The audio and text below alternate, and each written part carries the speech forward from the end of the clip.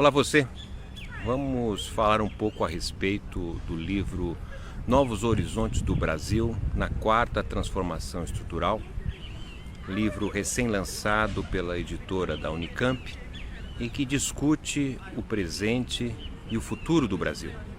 Há muito tempo, o Brasil era considerado como o país do futuro e com o passar do tempo, especialmente nesse início do século XXI, o tema de futuro foi ficando para trás.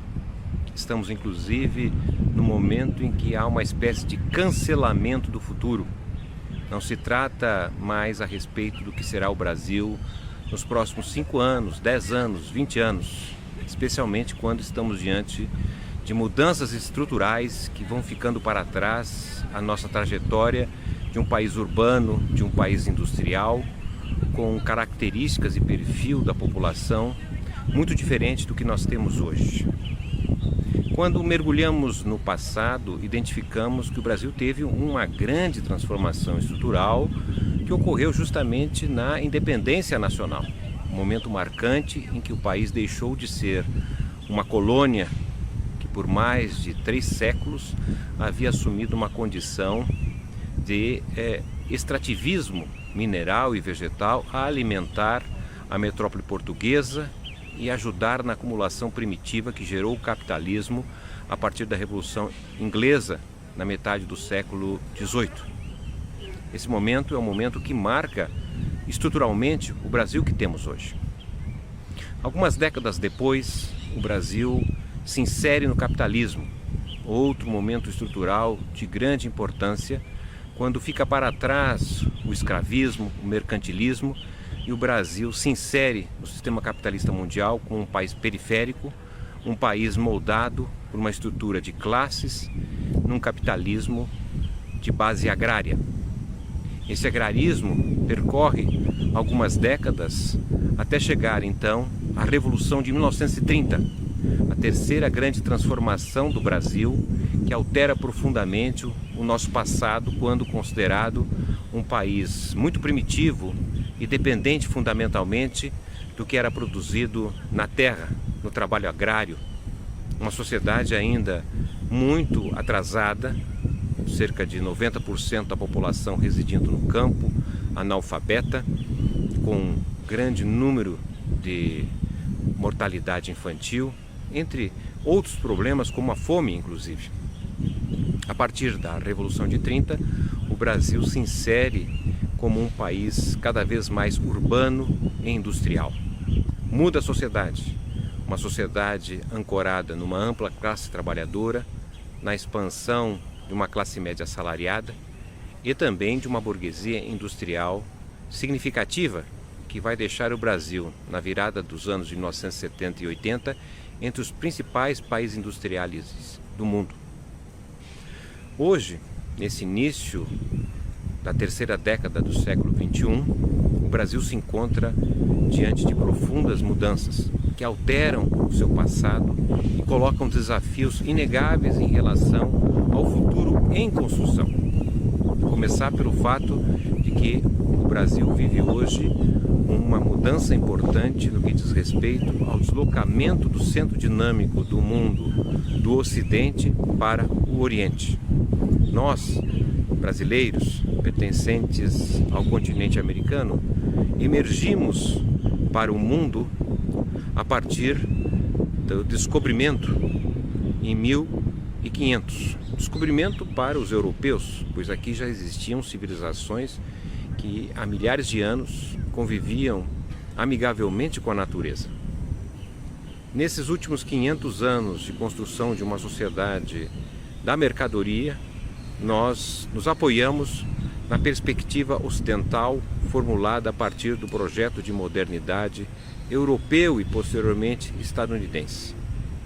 O que está em jogo nos dias de hoje é a crescente importância da Ásia, especialmente da China, país que o Brasil mantém relações comerciais desde 2009 como sendo o principal parceiro comercial nosso.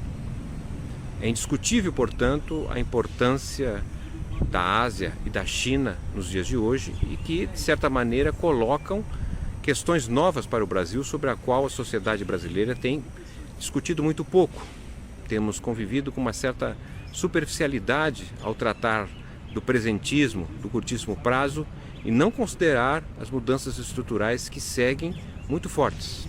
Também podemos destacar a importância que tem a emergência climática, o surgimento de um novo regime ambiental, assentado no que os estudiosos denominam como sendo o Holoceno, que supera e cada vez mais adentra para o Antropoceno, que é justamente os efeitos climáticos decorrentes da ação do ser humano.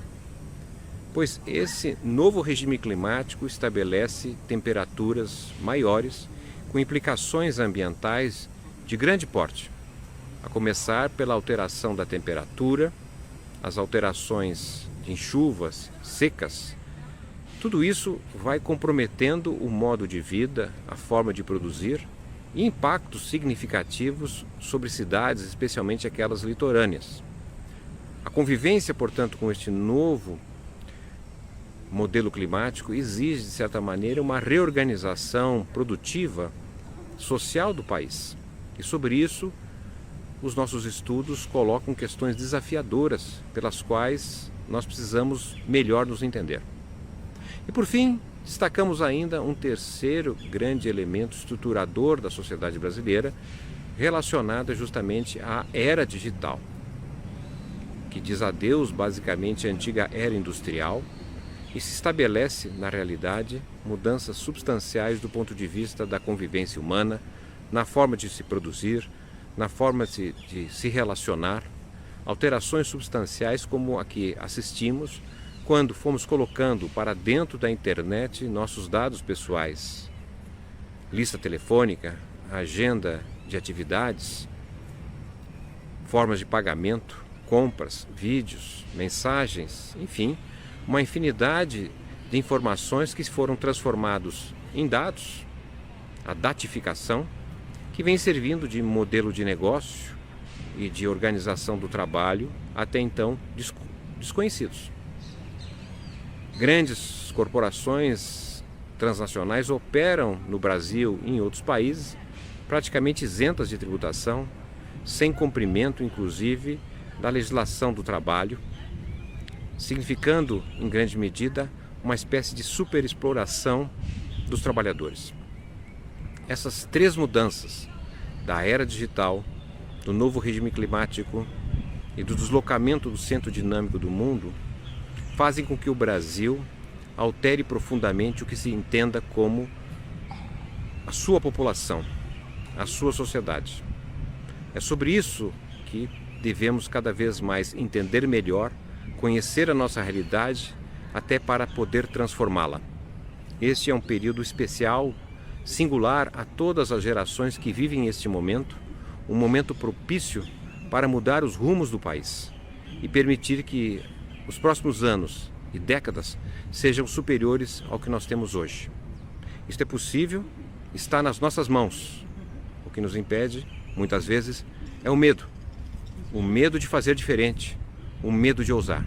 E por isso, esperamos que com esta singela publicação no livro editado pela editora da Universidade Estadual de Campinas, Novos Horizontes do Brasil na Quarta Transformação Estrutural, estabelece a oportunidade de melhor conhecer o Brasil, especialmente para poder transformá-lo.